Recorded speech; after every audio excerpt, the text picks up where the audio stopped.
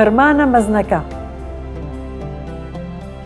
لەبەر ئەوەی عیسای مەسیحیش کۆدار مرد و هەستایەوە بۆ ئەوەی ڕزگاری ببەخشێتە هەر کەسێک باوەڕی پێبهێنێت. پێویستە بە پێی توانامان ئەم پەیامە مەزنە لە هەموو جیهاندا بڵاو بکەینەوە.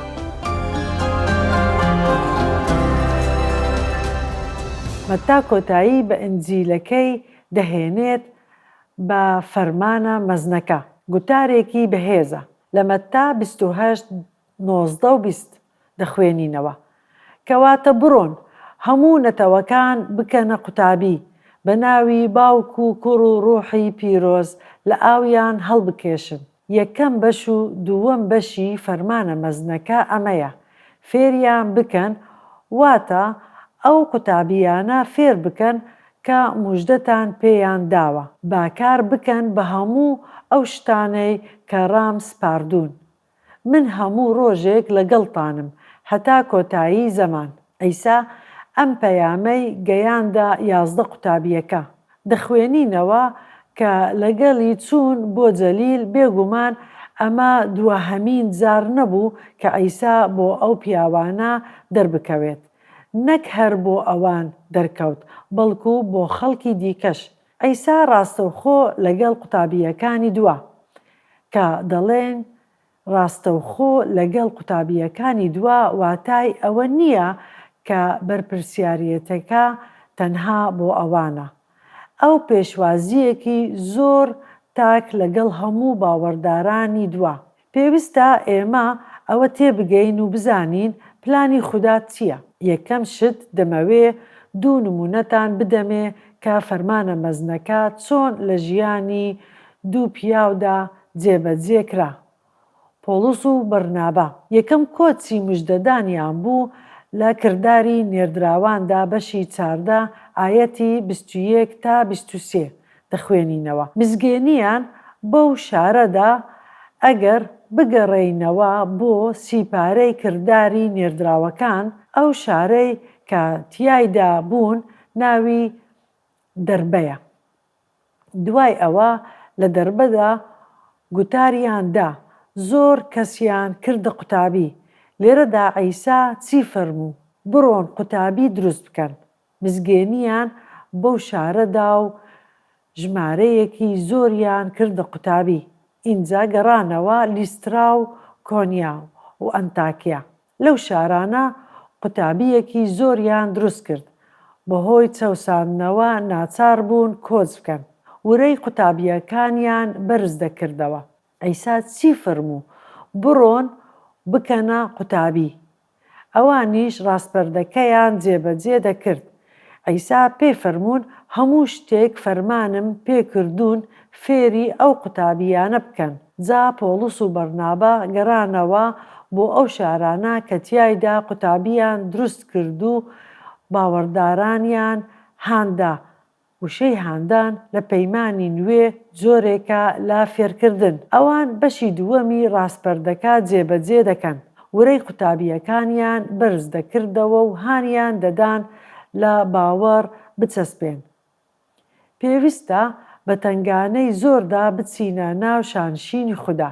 ئاگاداریان دەکەن و وا تووشی چەوسانەوە دەبن، وەکو بینیتان ئێمە دەچەوسێنەوە لە هەر کلیسایەک. پۆڵس و بەرناباس پیرانیان بۆ هەڵبژاردن. ئینجا بە ڕۆژووکردنەوە نوێژیان کرد و پیرەکانیان دایە دەست مەسیحی باڵەدەست کە باوەڕیان پێی هێناوە. لێرەدا نمونەیەکی زۆر جوانمان هەیە.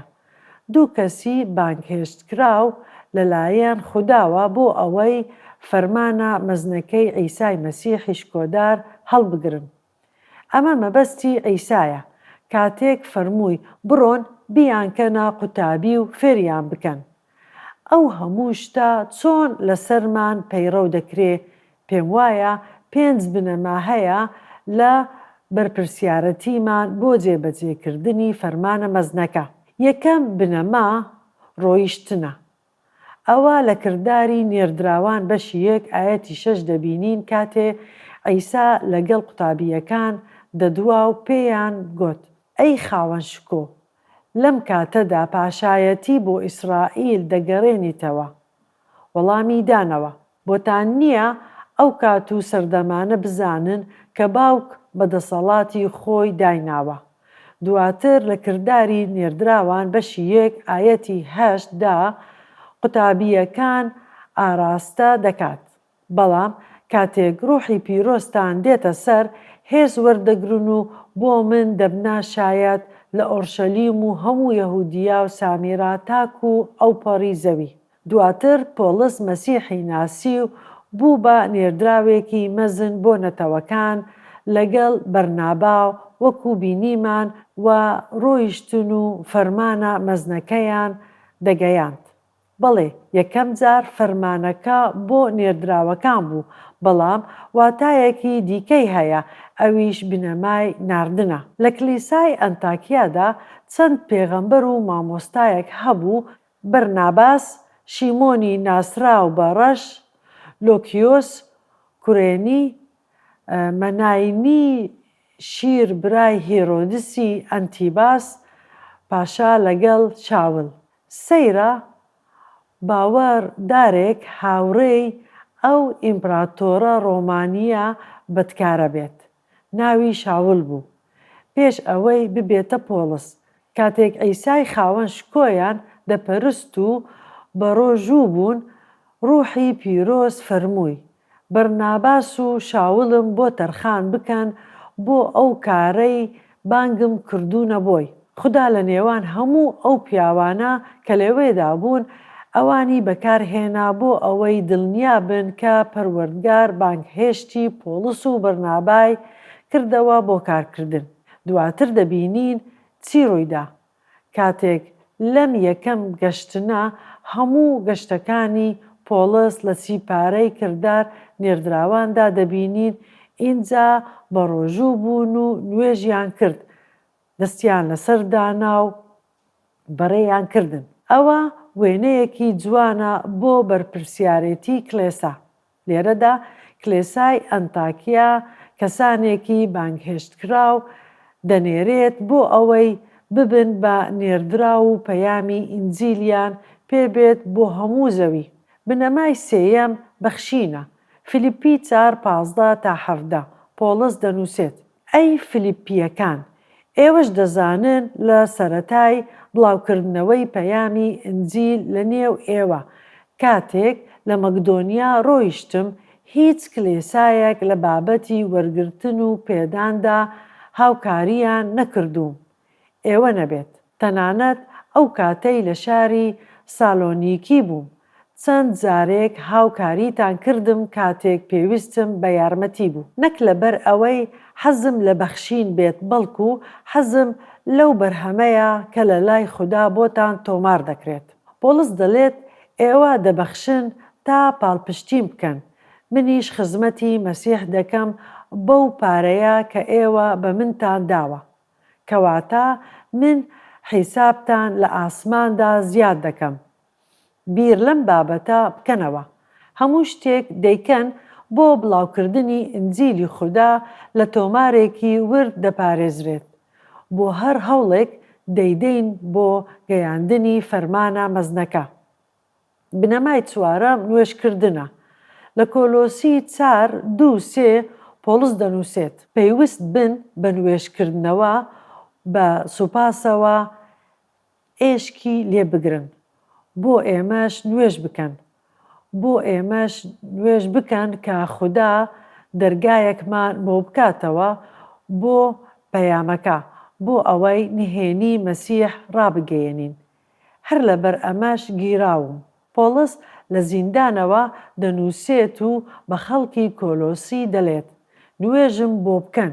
ئەگەر پۆلس پێویستی بە نوێژ بێت، دەبێ ئێمە هەمومان پێویستیمان بە نوێژکردن بێت لە پێناوی ئەو خزمەتەی کەی دەیکەین بۆ جێبەجێکردنی فەرمانە مەزنەکە. ئەگەر ببەخشین یان بڕۆین، هەر پێویستیمان بە نوێژە. بنەمای پێنجەم و کۆتایی ژیانە. کاتێک باسی ژیان دەکەین، دەچینە ئینجیلی یۆحەنا 17:20 کاتێک عیسا لە پێناوی ئێمە نوێژی کرد: تەنها بۆ ئەمان داوا ناکەم، مەبەستی 11 قوتابیە کەیە؟ بە شەو شوێنی کەوتن لە دۆڵی قەدرۆن و باخی گەتسیمەن، بەڵکو بۆ ئەوانەش کە بە قسەی ئەمانەوە باوەڕم پێدەهێنن. دەزانن باسی کێ دەکات؟ باسی ئێمە دەکات. چۆن باوەڕمان بە مەسیح هێنا لە ڕێگەی فێرکردنەکانی نێردراوان، چونکە سەرڕاست بوون لە هەڵگرتن و جێبەجێکردنی فەرمانە مەزنەکە. سەرنجی بدەن عیسا لە پێناوی ئەوان و ئێمەش چی فەرموو؟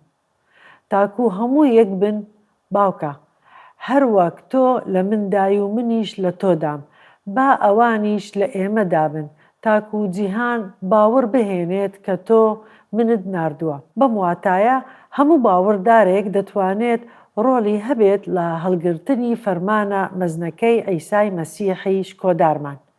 کاتێک پۆڵس و بەرنابا ڕۆیشتن و کلیسایان دامەزراند، پیرانیان دانا، زۆربەی ئەو خەڵکەی لسترا یاخود ئیقۆنیا یان ئەنتاکیایان بەجێ نەهێشت.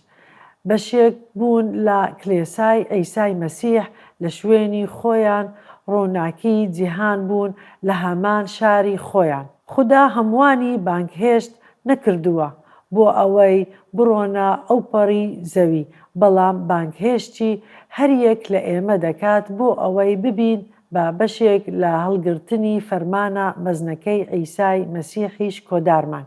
ئەمەش دەمانبات بۆ پرسیاری تێرامان و وەڵامدانەوە. هاندانی عیسا بۆمان بۆ ئەوەی یەکتریمان خۆش بوێ و نێشکردن لە پێناوی یەکبوون چۆن پەیوەندی هەیە بە پرسیارەتی هەر باوەڕدارێک بۆ جێبەجێکردنی فەرمانە مەزنەکە.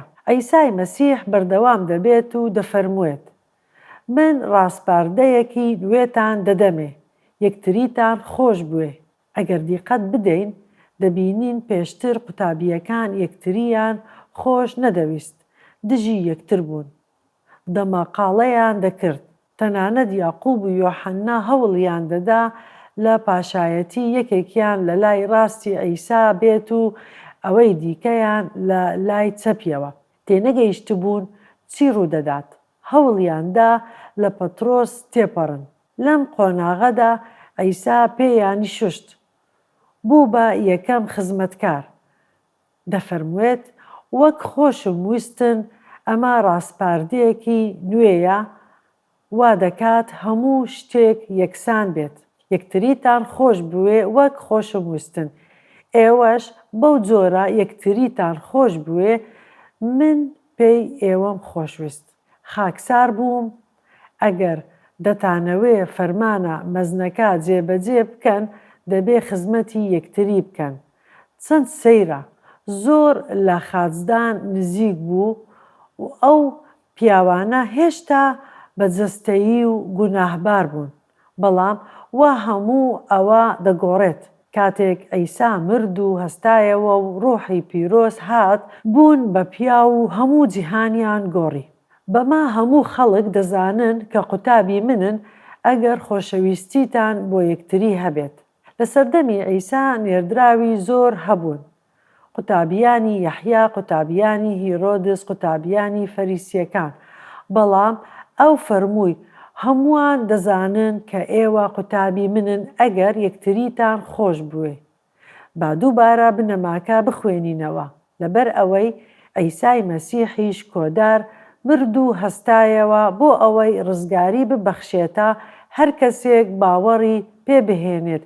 پێویستە بەپێی توانامان ئەم پەیامە مەزنە لە هەموو جیهاندا بڵاو بکەینەوە.